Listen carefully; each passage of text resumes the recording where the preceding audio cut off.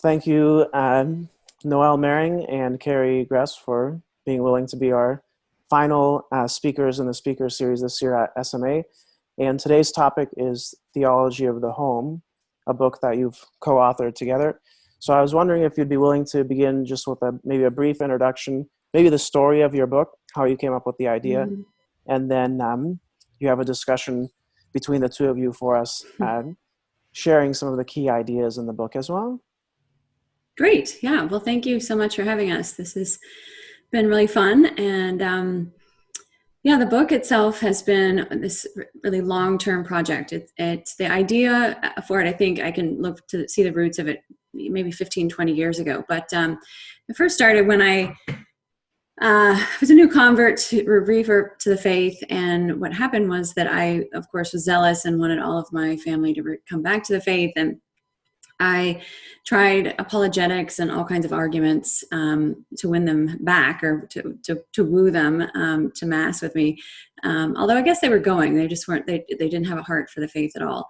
And at that point, I used this whole arsenal of things that I had learned as a master's degree student at Steubenville, and yet none of them worked. It was actually kind of a debacle. It seemed like it was just creating more of a rift between my family instead of really creating more unity. And, obviously that wasn't what I wanted. So I just decided, I must just not be very good at evangelization, and it's not my gift, and I'm kind of absolved from ever doing this again. But what I did decide to do, and, at that stage, I started spending a lot of time in adoration, and through the promptings of the Holy Spirit, I did decide to start being a better friend and start being a better daughter, start being a better sister, all of these things to my family, such that when the trust between us was being restored, but also being built upon, because I was obviously had changed a lot in those years that I was coming back to the faith. And that was when the miracles started happening. It was really remarkable to see how at that point, one after another family member came back to the church. And so I think that was sort of my first experience of realizing, apologetics are great, but they have a place. And the real way that we need to meet and reach people is through kind of this connective tissue of relationships. What are the things that are just naturally part of human nature that we respond to, and that helps build up relationships one to another? On a parallel track, the other thing that I was noticing was really just looking at our culture and seeing how part of the problems that we were dealing with are related to women, that women have really become are just really struggling in the culture. The fact that we have 3,000 abortions a day, and this is very unprecedented, I think, historically, where you have this many people aborting their own children, that we've gotten to this place where this seems like a normal thing to us, that we have this choice, when in fact there's really nothing more fundamental than that basic relationship between a mother and child. So I also was recognizing that we have to start reaching women in a different kind of way. And of course, this came resoundingly clear to me when I wrote the book, The Anti-Mary Exposed, Rescuing the Culture from Toxic Femininity. Because I saw, when I wrote that book, just the recognition that women have been taught how to think and behave, not because they're reading Marx or Margaret Sanger. I mean, those are the ideas that we have really adopted as a culture. But most women have no idea that that's the case. But what they've been doing is they've been reading Cosmopolitan magazine, they've been reading Elle and Glamour and Vogue and Teen Vogue, and all of these. Also, we have television, we've got Hollywood, all these different ways that women are being given the same message, and it's one that is diametrically opposed to the faith. And I think as Catholics, we recognize that this is the case, that women are very culturally very far from the faith. So how do we bring them back? And by and large, I thought, I have a PhD in philosophy. I thought, okay, this is going to be great. I can make these great arguments and help logically walk people back into the faith. And here again, it was the same sort of failure, that I wasn't finding success with that. But what I was realizing there was success with was, again, coming back to this idea of what's human, how do we build trust? How do we create an environment where people will hear our arguments? Because we have the best arguments. We have science behind our arguments. We have incredible apologetics. We have 2,000 years of people preaching the truth of Christ. And yet we spend a lot of time thinking about the mechanics of that and the logic of that without actually thinking about how people receive that. And about 9 or 10 years ago, I talked to a good friend of mine, Mary Lisa Carney, who was featured in the movie Unplanned. She and her husband, Sean Carney, are both in Unplanned and were really involved in Abby Johnson's conversion story. And she and I used to live in the same town. And at one point I asked her, how is it that you were able to save so many babies? She spent so much time outside of that Planned Parenthood there in College Station. And she said that she would always approach the women with a compliment, whether it was their handbag or their hair or their shoes, something that they could connect with. And she said that's really how the conversation got started. And she said, I wasn't trying to be manipulative. I was just trying to start at a place where we could kind of agree on something and she could see my humanness. And she said I had to be sincere too. People know when you're not being sincere about something. And that was really what started it. And I think that we can see that same idea that's playing itself out in culture today, that, what I've started calling the matriarchy, this group of women that really influences our culture, they're using this tactic very well, very successfully, of winning over women that don't come from a great moral background. They don't have any religious training. They don't have any theological or any kind of background to help guide them in the right direction. So they're sort of filling that vacuum with things like handbags and purses and shoes, gardening tips, cooking shows, all these kinds of things are the ways in which they have sort of taken over predominantly the culture. So Theology of Home then really was something that just came to me. The name came to me sort of in an instant because I realized that what we're all trying to do is get home, to be with God. This is the desire of all of our hearts, to be home with God in heaven, but also to have our children, to have all of our relatives, all of our loved ones there with us eventually. And that's the desire, but that starts in our very own homes, that our homes are a foreshadowing or foretaste of heaven. Oftentimes they can be a foretaste of hell as well.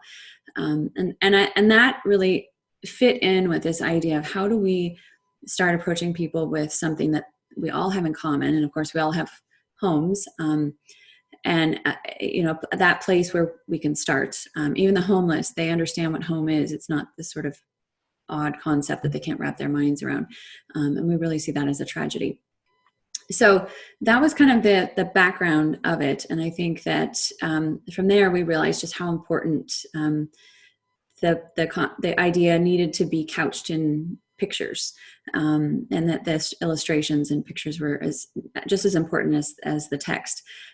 Because one of the things that I don't think that we do well as Catholic is really show Catholic women in the culture with happy, beautiful families, healthy families. And this is, again, what all women want. The polls tell us this, that these are the things that women desire, is to be in a healthy marriage with children. And yet we're not sort of showing off in a positive way how this looks. So, and this is, again, I think one of the curious things about what the matriarchy has done is they've allowed us to sort of be described as kind of doormats or brainwashed or somehow disordered. And yet I think that's one of the reasons why the images were so important, was to show these are not brainwashed people. These are not healthy, dour people. These aren't women that are wearing Handmaid's Tale outfits. But in fact, there's something really beautiful and alive going on here, and very compelling. And I think that's one of the reasons why the book has been so successful, is because it is showing real, healthy, ordered lives. And that's really, I think it's been really compelling for people. So that's kind of the background of the book, really the genesis of it.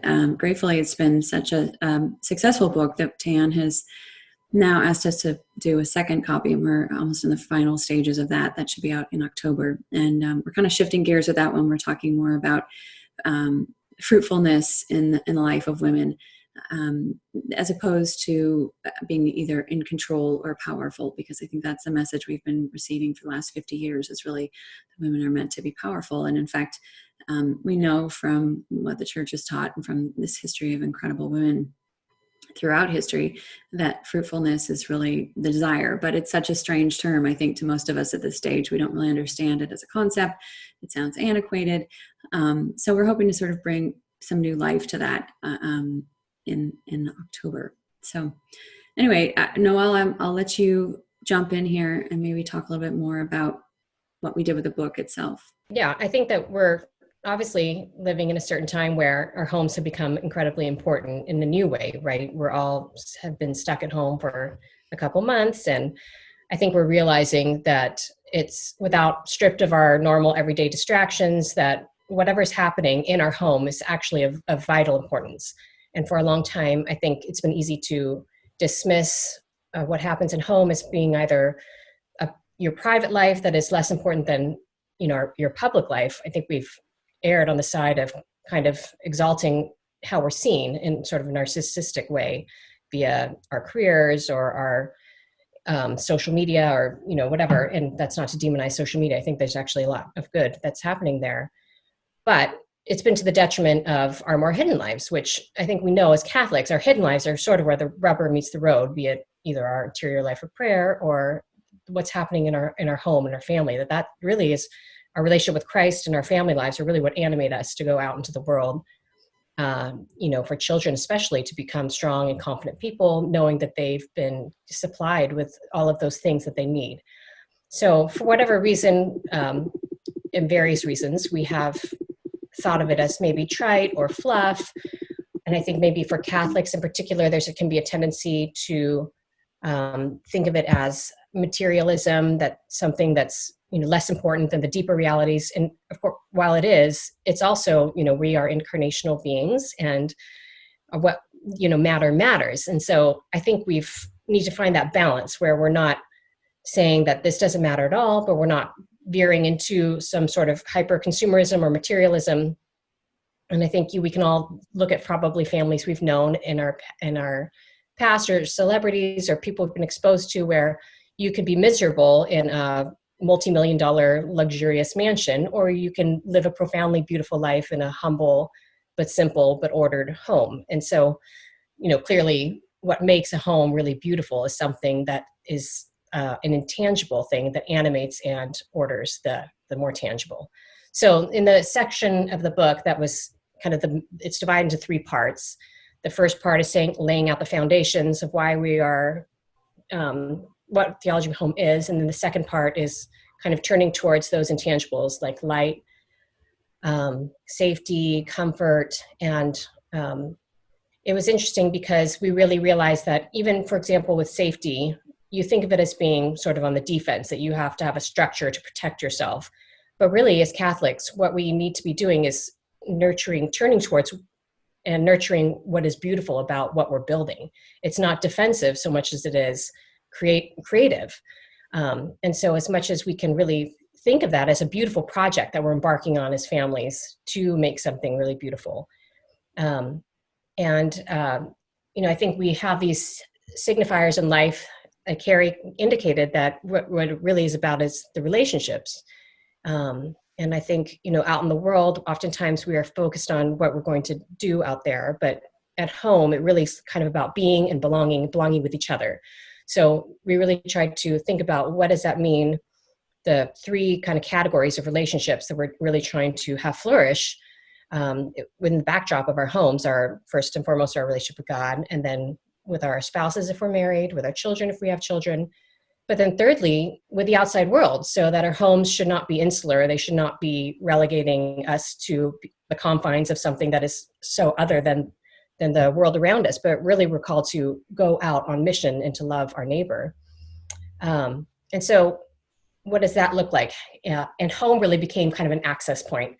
That we have a great line in the book that you can't always get someone to come to Mass with you, but you can get them to your kitchen table to have coffee or to share a meal together, and how really valuable that is because it's such a universal language. The liturgy might seem foreign or unknowable, undecipherable, but everyone, as Carrie was indicating, understands what home means and has some desire and some ability to recognize what it ought to look like when they see it and to be able to name that. So how can we be effective in that great mission of opening our homes to other people and being good evangelists? And that's something that Carrie and I have talked a lot about. And we both have, I had a similar history where I did not get a PhD in philosophy, but we met in philosophy graduate school. And I have spent a long time trying to convince people that I love dearly of the truths of the faith, and found myself thwarted and frustrated, and finally realized that there are certain principles to that effort. And for one thing, I think, and we have a chapter on hospitality that kind of looks at the root of the word hospitality, and hospice, is connected to hospital, but it also has an interesting etymological history connected to meaning an enemy, which I thought was fascinating. And I think what that is indicating is that there is some element of healing to hospitality, but there's also something foreign. There's something other that's coming into your safe space. So that is sort of always going to be a tension. But and obviously we don't have strangers showing up at our door now, but we can look at our lives and think, well, who is in my life that is naturally in my life that I can be more generous with? And so for my husband, Adam, and I, at some point in life, when the children started getting a little bit older, we looked around and realized we had all these great college friends and high school friends. And so we started revivifying those relationships and inviting them over to our home regularly and trying to be there for their important events. And I think that was indicative of how natural and how easy it can be, because these are relationships that have natural friend chemistry. We have a history, we trust each other, we love each other, but they had been left by the wayside for quite a while because we were living such different lives and have such different beliefs.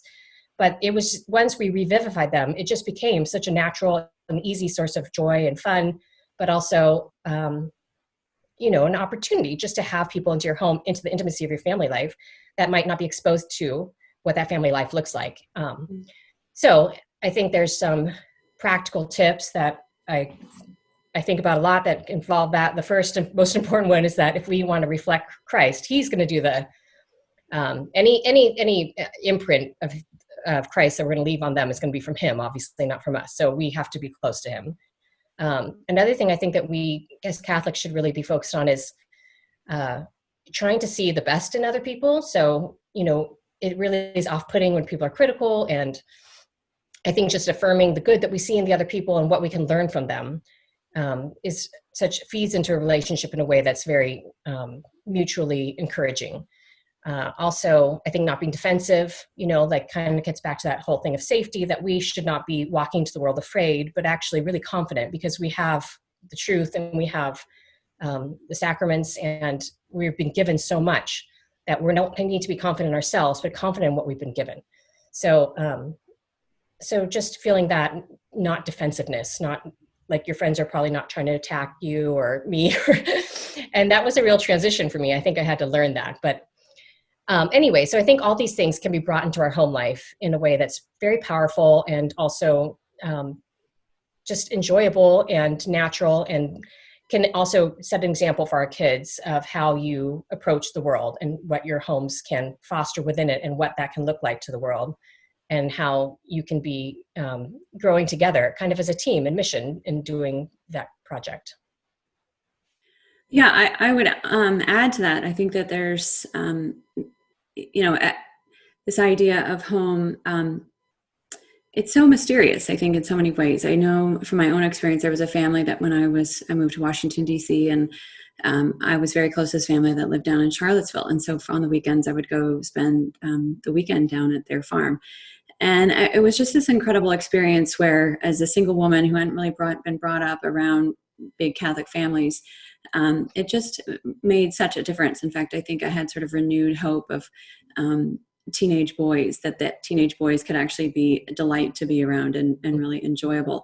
And teenage girls for that matter, I think, as well. But there were boys around more than girls at that stage. But in any event, I would leave those weekends, though, just feeling like I knew myself better and kind of having entered into their own family life, they would always do this great Saturday night set of prayers that included everybody going around and saying what they were thankful for the week, and really just honoring the Sabbath, really honoring the Lord's Day.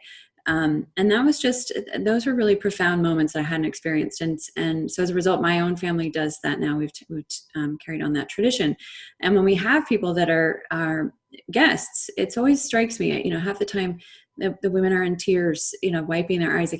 And they probably wouldn't even be able to tell me what it is that is touching them so much about the experience, except that it just feels very, just a beautiful thing to be a part of. Again, that's Christ and his witness and the beauty and order of our faith that makes an impression upon people. And we just think, I think as women in particular, it's easy to just look around and see what's not perfect, where we forgot to dust that corner, or, maybe we made a mistake and something's wrong with a meal, or whatever it is. And I think that all those things sort of fade into the background, and people just remember that, again, that really those relationships and that building, that experience of it, and also witnessing the experience of people relating to God in a very different and beautiful way. So, I think the hospitality piece is it's just one of the chapters of the transcendentals that we talk about in the book, and that was actually one of the funnest parts of the book, was to really connect how do we see these things in our domestic churches, in our homes, but we also see them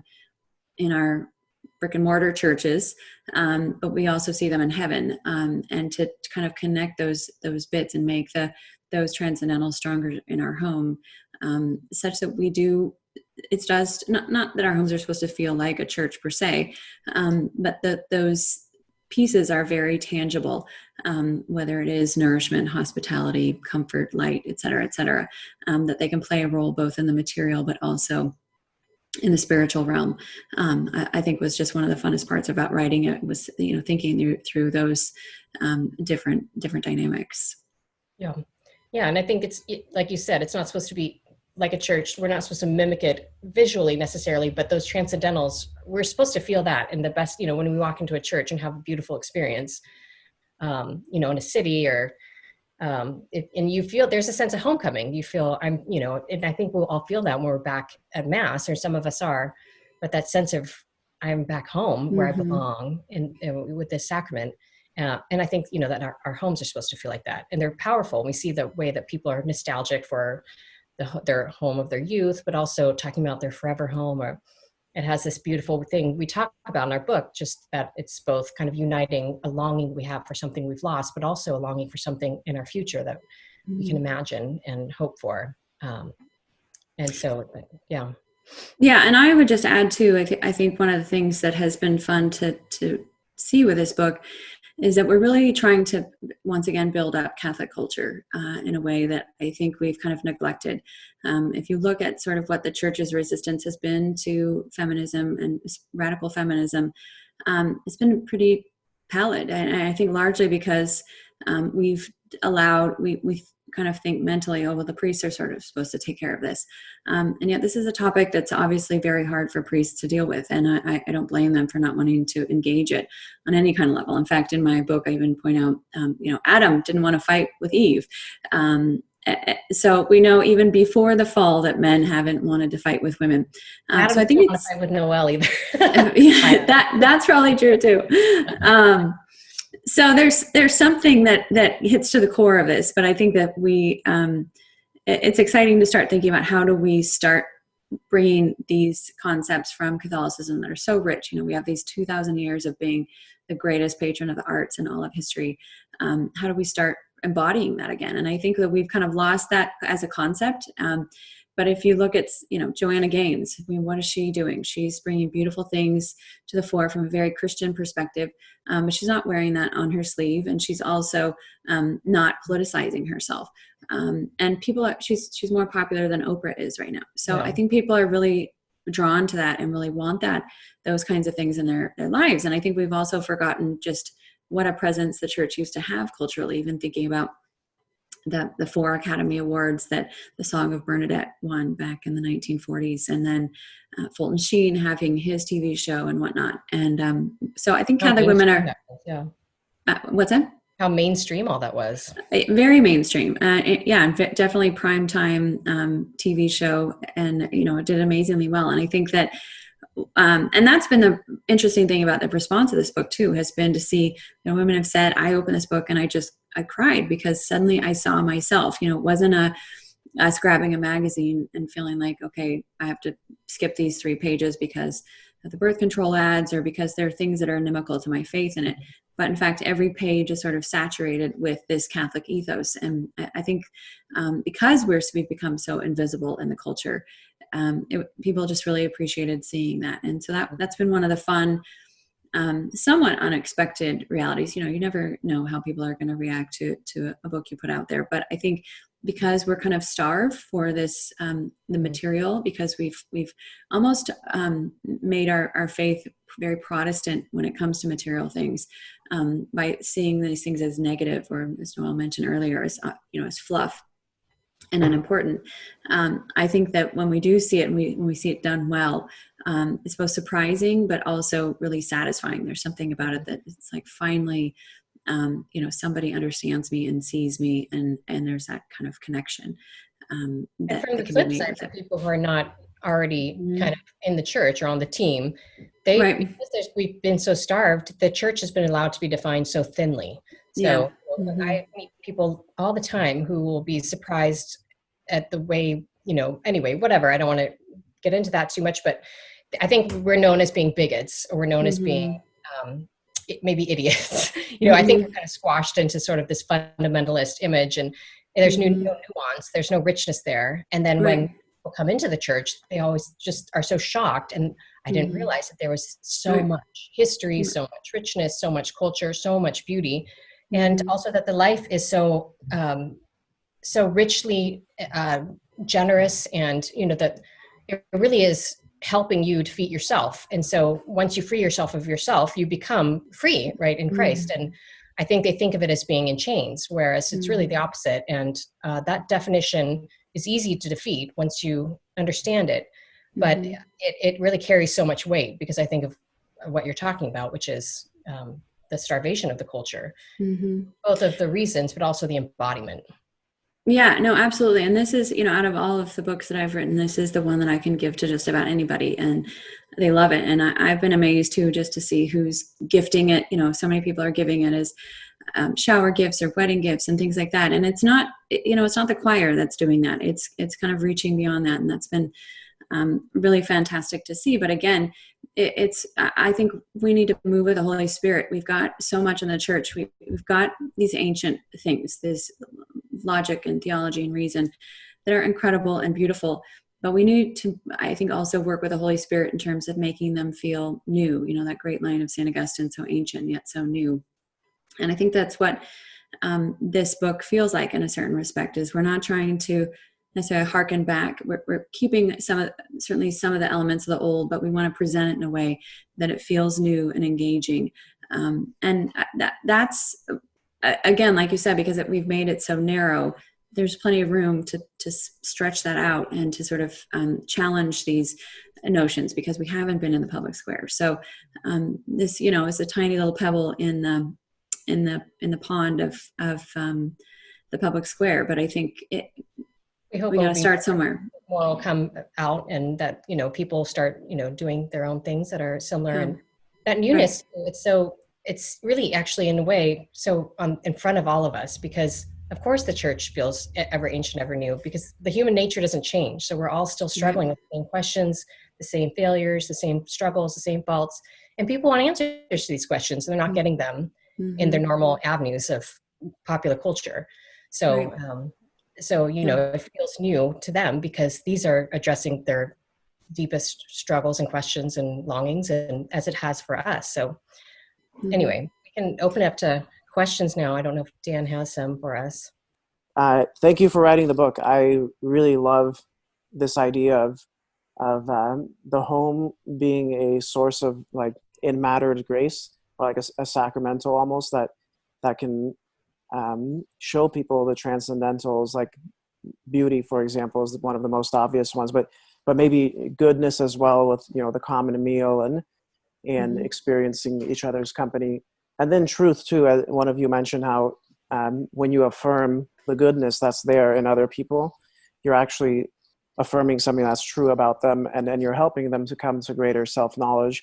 And growing up in a home is where you get to know who you are as well. So it seems like there's just transcendentals left and right flowing through the home and enriching people's lives. And so I think it helps to become aware of that idea, because I don't think I've really thought of it quite that way until you shared those ideas. So a question that I have is, would you be willing to maybe share, it sounds like there's a theology of the home in the sense that we're all meant to go to our final destination and feel that. What are some concrete ways in which you can make that guest or that enemy who comes into your home, experience that homecoming? I'm thinking, are there practical things that you can do to make your home give that experience of grace? Like this feels like I'm coming home when a stranger or a friend comes into your house. How do you each do that? I think one of the best ways, and Noelle probably have a different list, but the most universal way is, of course, to just have your guest in mind when you're planning something. I mean, the obvious thing would be like, are you gluten-free? Finding out dietary restrictions or things like that. But I think there's also an important element of just being kind of dialed into that person, listening to them, asking them questions, engaging them. And I think sometimes we feel like we have to do all the talking, and it's just an amazing thing of what happens when we start doing all the question asking. And I talk about this in my book called Nudging Conversions, Bringing Those You Love Back to the Church. If we think about, if you ask what Christ's favorite tool was in scripture, most people will say, well, he used the parables all the time. But actually what's more common is Christ asking questions. And in the Gospel of Matthew in particular, almost every chapter has Christ asking some sort of question. He's probing and trying to get people to respond in certain ways. Sometimes he's tripping them up. Sometimes he's revealing things. But it's an incredibly powerful tool. And so I think that engaging guests is one of the best ways that we can do to help them get to know themselves. And I'm always amazed too that when you start asking questions, people really, even if they give an answer, they may realize that their presuppositions are wrong, and they may realize that they never really thought about it before, or that there's more to think about than they thought. And I know in my own life, I always think, when I've been asked a question, I always come back and think, well, did I miss this, or what I should have said this, or what have you? But it gets us thinking. And I think that's part of human nature as well. And just an incredibly powerful tool, especially if you disagree with people. And it's not to be argumentative or to poke holes in what they have to say, but just really to let them speak about what it is on kind of any topic. And I guess that's the beauty of friendship as well, is letting people have answers that are different than our own, and respecting that. But bringing those to the table, I think, does a lot. So I would say, on a social level, just again, really focusing on who your guest is and what their needs may be, and being sensitive to that on all kinds of levels goes a long way. Yeah, I like that. It touches on the idea that you mentioned about when you're evangelizing, it's not just about ideas and having all the correct arguments, but learning to become attentive to what's there in the individual and how they are going to receive. It seems like that's part of the hospitality of the home, as well as being attentive to what's there in the individual. And Noelle, how about you? I don't have much that's very different. I think that there is a way that we can get sucked into the performative aspect of hosting people, that it can be about us. And even if we're going to great lengths to host somebody lavishly, we can do that either with true generosity and naturalness, or we can do it sort of to serve ourselves. And even just in social situations, I think that I can enter into some social environment, and I really like being around people. So I can almost be sucking the fun out of the situation. Like, how much fun could I have? And I realized, at some point, that is such the wrong approach. And, it always is supposed to be about the other person. And people like to feel that they are seen. That's what the gaze of Christ did ultimately. That was so compelling. And I was just talking to a priest friend recently about just that idea of how radical that can be for somebody who doesn't feel seen and feels largely invisible. And so to really be other focused and what Carrie was saying with the questions. I think if you always want to be natural, right? So if you kind of find something interesting in somebody else's life through a process of asking them just natural questions about their daily life, there's almost always going to be some topic that is really, another level of fascination for you, that you can be like, well, how did you get there? Like, why did you choose that? And what prompted that? And what do you think you attribute your interest in that particular thing to? And really, you start deep diving with them in a way that's natural, because you find what's really interesting to you, but also is giving them a sense that this is not just a checking a box or small talk, but you're actually really engaging with that person and trying to know them. And the other thing I would say is that, and this is counterintuitive maybe, but you evangelize best when you're not trying to convert someone. So never forcing a conversation. When we have someone over for the first few times, certainly we don't have really, it's inappropriate, would it be utterly inappropriate to start bringing up controversial topics or grilling them about religion. So you really just approach those relationships like I think most of us want to, which is just natural friendship. At some point, the conversations will come up naturally, but you just let the Holy Spirit direct that. And I always pray the Holy Spirit before these types of encounters, because we really want Him to be guiding us through them. And but I think ultimately you want to have it be enjoyable. Everyone just wants to be put at ease. They want to feel that you are not. It shouldn't be overly formal if that's not the situation that is demanded by this event, or it should be. It can be casual. It can be easy. It can be natural. And I think people feel sort of disarmed by that and can just relax and see that you're enjoying yourself. You're not stressed out. You're approaching it naturally and with an eye towards fun, and so that they can be put at ease if they can too. That's great. Thank you. Okay, so what I'll do now is I think I will see if I can pull up the questions that we've got and play them for you.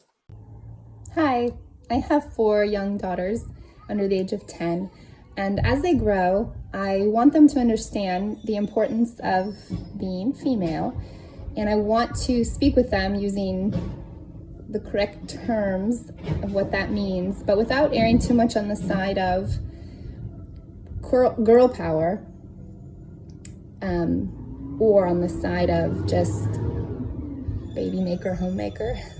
It's a great question. And I think that even the fact that we kind of have these really staid categories of extremes speaks to the fact that we haven't really had a fully fleshed out, nuanced conversation about it. Obviously the girl power thing, the power has become so mainstream that we almost can't see outside of it. Everyone thinks in terms of girl power. And I think they're really thinking in a reactionary way that girls have been doormats, or we've had the Me Too movement. So we've seen wounds in our culture. And so the only way we think we can resolve that is by having this whole girl power movement. I think I would talk to them first and foremost about how, to really achieve your own happiness, human beings have to be in loving relationships with, be it as a daughter, as a friend, as a husband, as a girlfriend, or, sister. And what love is what does love look like? It looks like it's sacrificial, it's generous, it's natural, it's other oriented. And so service really becomes a real thing that both men and women are called to, our daughters and our sons. And so that kind of can neuter that whole power question, I think, that, and also what Carrie was talking about with fruitfulness, but service is sort of the counterpoint to the power that I think we can think of it differently. And we express that in our family life, like how our family's happier when we are helping each other, when we are, willingly willing helpers with one another, all members of the family in concert. So I think that would be the first thing. And then about the doormat, obviously women, I'm not raising my daughters to think that being necessarily a homemaker is their exclusive future. I want them to be intellectuals. And I think even though I've devoted a large part of my life to raising my kids and I homeschooled for a long time, I never felt that I didn't have a fully formed intellectual life and a fully formed partnership with my husband where we were talking about big ideas and we could talk about politics or, and now obviously Carrie and I both have careers writing. So, I think that there's just, it's going to be a conversation that should be open to all of those things, because not every woman is going to be called to marriage and family. And even if you are, that doesn't mean that you don't have, your own interests and your own hobbies or your own careers that you can be developing, pursuing, and thinking about, even as a young girl. Not in a girl power way, but just in what are your gifts? And God has given you a gift. So, it doesn't, and one shift I like to make is not to tell girls to follow their dreams, but to follow their gifts. So your gifts kind of can imply a mission that you might have in the world.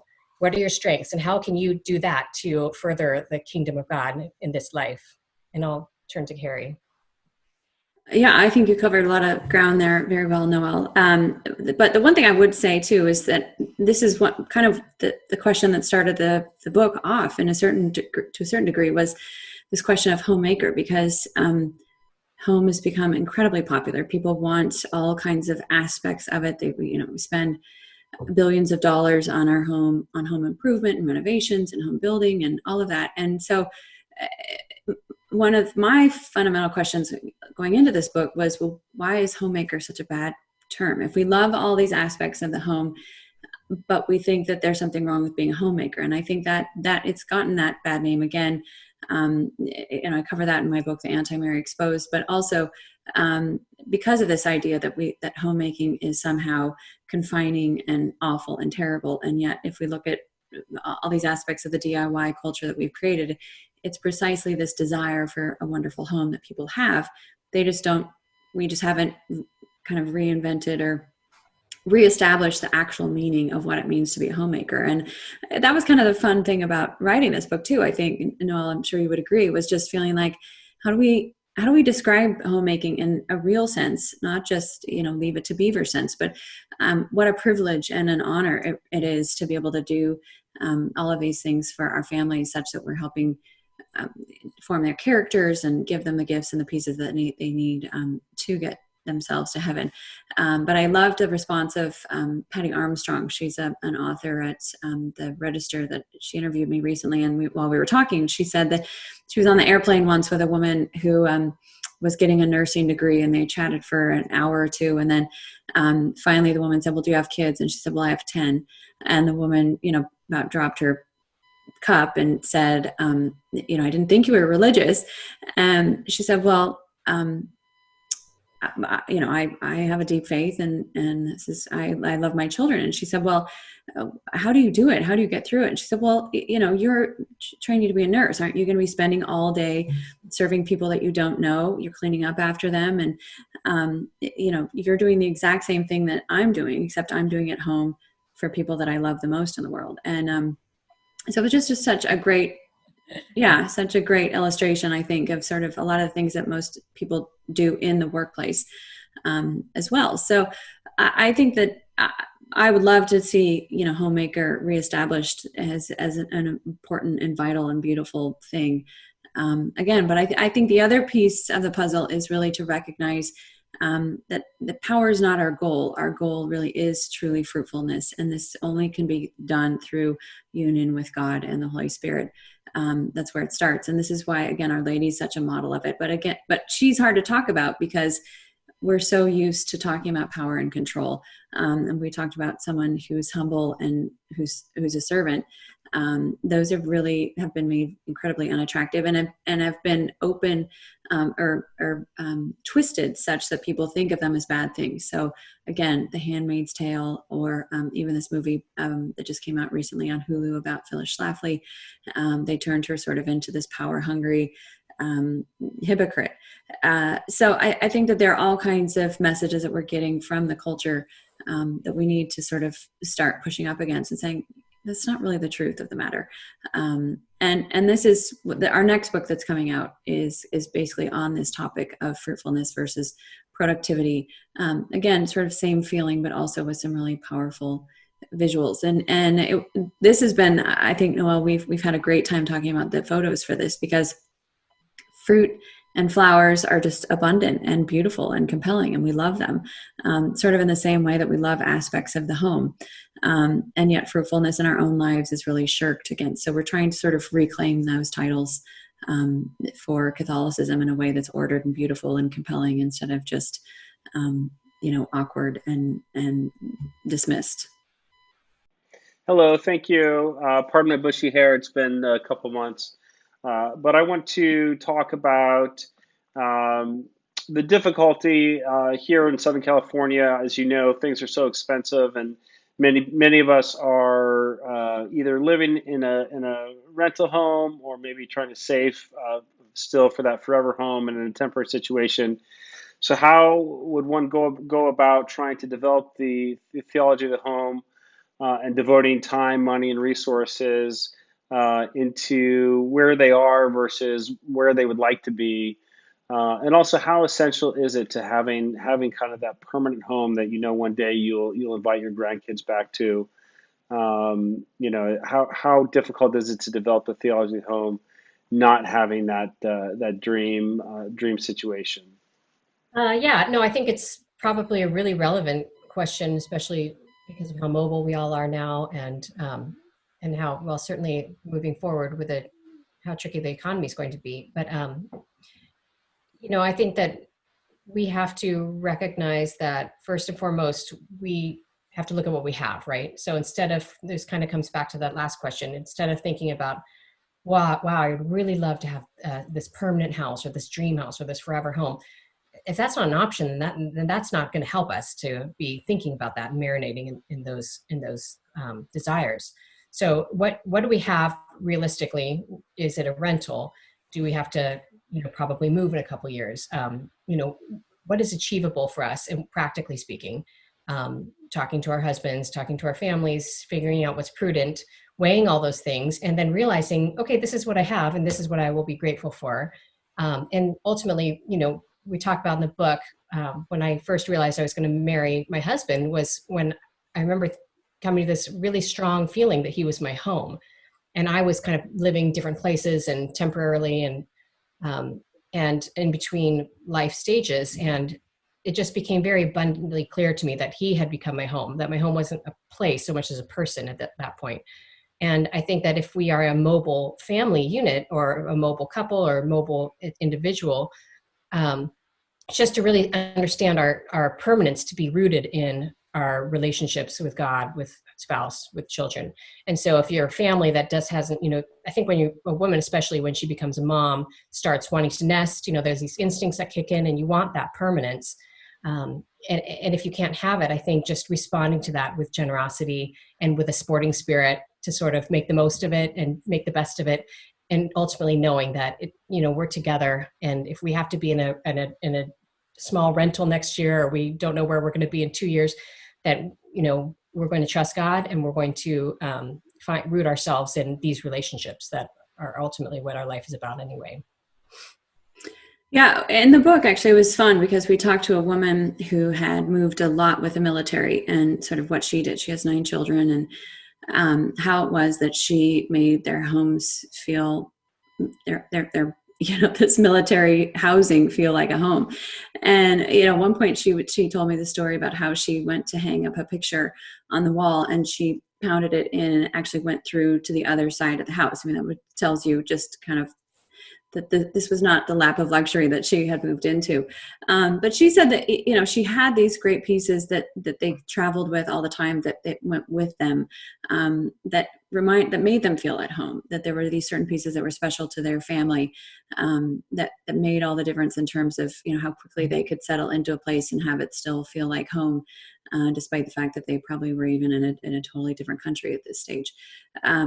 So that's, I think, another element, just even practically speaking, is having these special pieces that we're deeply connected to, either because they represent their saint or they're an icon, or they were significant because they were a wedding gift or something like that. Those are obviously huge pieces. But I think, we go through these different stages too, where sometimes I know at one point in my life, someone made a comment about how small our living room was.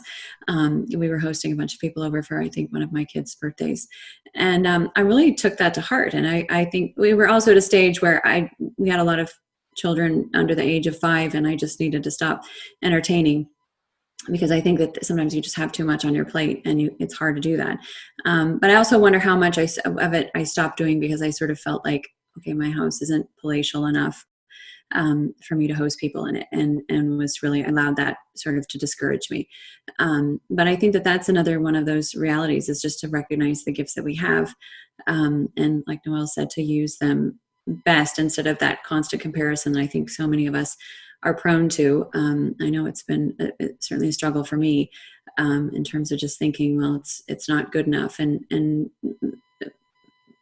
I think that is really can be a bad place to come from, instead of saying, we have these gifts, we have this witness that we need to give, and living out with those gifts. And in fact, I usually just offer one sort of blanket apology for everything that's not perfect in my home when people come over, and just do with the best that we've got, because this is really the stage of life that we're in. And I think that those qualities that we want brought out, suddenly, the fact that the dessert didn't set up properly, no one cares about anymore. Those things, or the fact that we haven't put window coverings on our addition in our living room that I'm looking at right now. Those are things that become just insignificant and aren't really the important thing when you have these relationships that shine through and are building. People aren't going to remember those elements down the road, but they'll remember the warmth and the kindness that they experienced in their home. I'm wondering sort of how you would address the issue that a lot of families face with tiny, small children and just a lot of chaos in their lives, where we want to host and cook a meal and share it with others and welcome people, but sometimes that causes a lot more stress than peace before it all gets started. And how would you suggest we sort of overcome that, whatever limitations or circumstances may be, whether it be a small house, a lot of tiny kids, maybe not that many ideas for how to make a meal great, or just feeling like what we want to create we're not capable of doing at this point in our lives, at this season in our lives, wherever we are. How do we sort of get the right mindset, and how would you help us kind of find that?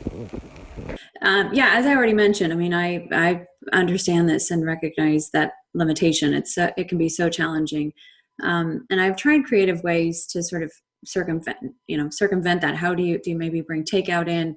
But that can get expensive. What do you do to sort of accommodate that fact that you have a lot of small children? And I think some of it is just finding things that are manageable, but also it's just a matter of recognizing the limitations where they are, that you're in that certain season and you just can't possibly do everything, especially when it's causing a lot of stress. And so I just stopped entertaining at that point, because it was so challenging and because it just was not the place where we were at in our life. And then, that changes over time. But I also recently heard about this couple that they host people at their home. All of their children have left home and they live on a larger property, and they invite younger couples who have a lot of children to come to their home for maybe a whole Saturday, and all the children go play off on the ranch, and then the grown-ups sort of hang out and talk and enjoy each other's company. But they also get a lot of advice from this older couple that's been through it all and seen it all. So I think that there's opportunities to also be generous to other people, especially those if you have older kids and you see younger moms struggling. It's an incredible opportunity. Or if you're a single person, I just talked to a woman too about this idea of how it is that she helps out her family. She didn't have any children of her own, and yet she's hosted international students, but she's also helps out a lot of families, especially with her godchildren and whatnot. So I think that there are ways that, again, as Noelle was talking about earlier, this service is kind of the hinge upon which all things happen. We have to obviously work within our vocation, but we also have to recognize that we have gifts that others might need at certain points in their life. Yeah, the only thing I'd add to that is I hear that stress, and I think we've all experienced that. And I remember families over, and all of our social life was families here, the families there. And by the end of, whoever was hosting would go into their kid's room at the end, and everything's pulled off the shelf, and there's a whole bin of Legos. It's been turned upside down. It just feels like stress leading up to it and stress in the aftermath. One thing that we did is that we recognized that that's what was happening and just started trying to meet families either at the beach or the park. Right now, people can't really do that because of the quarantine, but in general, if there is an outside place that's neutral where everyone brings their own food and just sort of socializes that way. But another thing we did is some friends invited us to start a supper club, and there are 4 couples, and we would just meet every 3 months-ish. So you'd have to pay for a babysitter. There were no kids there, but only one family had the burden at each time of creating this good meal for just, for a party of 8. And then you had 3 dinners where you just got to go and be hosted, and I think whatever we paid for a babysitter was far less than what we would have paid for at a restaurant. So it really helped us bridge, have that social time when our kids were still too young. And then after a few years, we realized, well, our kids have established their own social life and we've established our own social life. And so it kind of became less family fused and more a mix of kids doing their own thing and adults doing their own thing. So they're just like we were saying before, they're just different seasons and things change. But I think if it's feeling so stressful, then you can give yourself a break and see if you can either mix it up or just hit the pause button. Well, thank you so much for doing this. I know it's time out of your day, and I feel very blessed to be able to, one, hear the ideas. So I think I can commit to reading the book because I love this topic. And then second, it's just such a gift to the church to have you two sharing this and continuing to write, to help rebuild the culture.